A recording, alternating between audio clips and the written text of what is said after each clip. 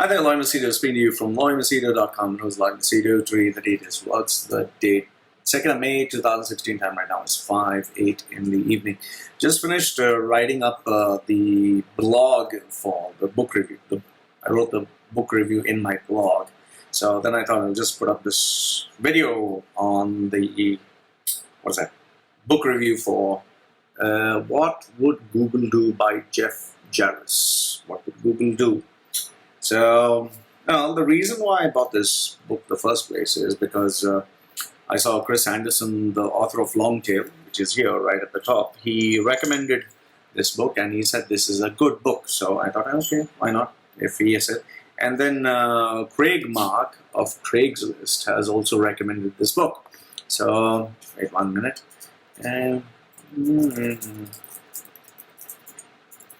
So he recommended this. Sorry, I have my clients chatting with me on the other end.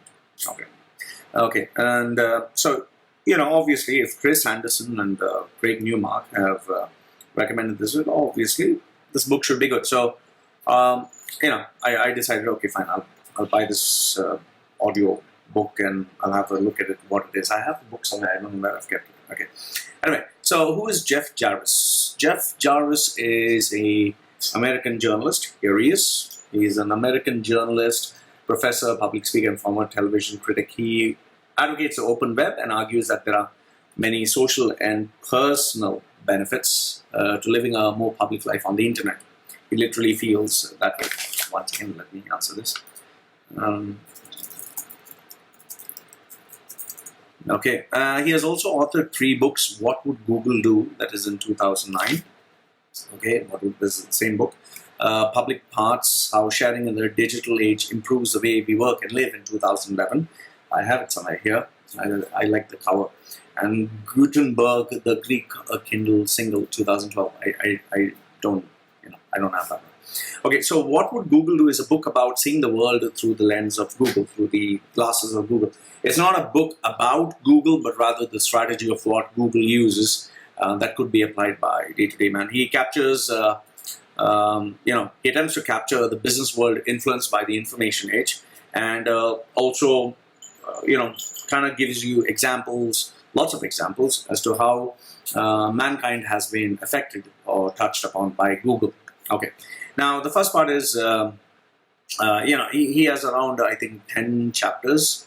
New relationships, new architect, new publicness, new society, new economy, new business, new attitude, new ethics, new speed, new imperatives. Okay, more of this into like 10 qualities of Google. And what he says, the Google rules are simple. The customer is in control, and the business should look forward to enable customers to co-create. That's a nutshell what it is. And then he keeps going on about how Google should be everywhere. Like there are Google Times, print and media, Google Wood instead of Hollywood, then Google Power and Light, GT&T, that is like cell phones, Google Mobile, Google Cola, Google Real Estate, Google Capital, Google Mutual, St. Google's Hospital, Google University, and obviously the United States of Google. So what does this book teach, preach, and say? Okay, first it says is like, you should trust your customers to control the company. So the company would be run by the customers. They would keep giving feedback. They try to make it better. I think the platform is more like Wikipedia, how people are running Wikipedia, and Wikipedia is, being updated, upgraded, and everything by the people. Obviously, there are people at the background who take care of the company, but it's the people who provide the information. Then the second one is masses versus niches. Okay. This is where Chris Anderson's theories come in. What he says is, like, for example, if you put an ad on Super Bowl, obviously it'll get very high ratings. But however, when you have viral videos, or when you have videos that capture a niche, that is much more effective. Then point number 3 is, he says, customers will advertise for you. If a customer is happy, word of mouth marketing always spreads, and that is more powerful than advertising anyway. He also preaches about the open gift economy. That is, today, the open gift economy is more like people give you stuff for free, like Mozilla, Wikipedia, Google Apps, Gmail, Google Docs, everything. Everything is for free, and that is the new economy. Then he also says free is a business model.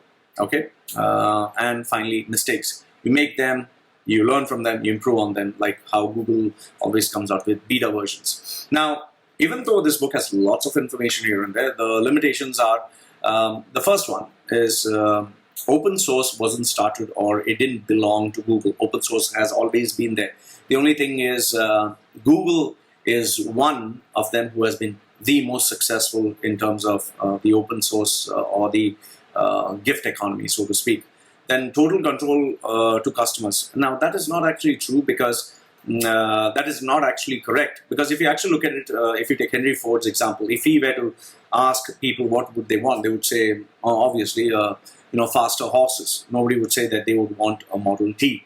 In the same way, if you look at where customers give feedback, New Coke came out, Edsel came out, then part of the masses, KKK and the Nazi movement. Obviously, people wanted it, large masses, okay? But this wasn't successful. So, giving customer control doesn't help. For example, take India as a democracy. The majority keep voting for useless buggers to come into power. So how does it help? Transparency is another area which had a loophole. For example, the question is, how transparent is Google? Does Google invite people to visit its data centers, like how you get Miller or Boeing to visit its manufacturing, to take a tour of its manufacturing unit? No, it doesn't happen.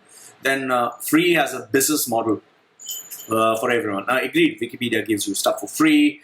You have Craigslist that people advertise for free. However, there's only one Wikipedia, there's only one Google, one Amazon, one Dig, okay? So now, for example, someone else starts a free online search engine, would it work? Someone starts another Wikipedia, would it work? No, only one. It works for the first one, and they become the most famous and most popular. The rest of them don't succeed, at least according to me. Then, in terms of history, if you actually look at history, once upon a time you had the era of AOL, Atari, IBM, Netscape. Those days everyone thought that they were like the giants, the monsters, nobody could touch them, even GE if you look at it. But today, the landscape has changed. So Google is maybe something really big today, and he has put all the rules of Google. Tomorrow, maybe, Google will be left behind. It's just a matter of time. And the last thing which I kind of bugged about is that so-called intelligent jargon. He says Google Juice, Google Think, Generation Google.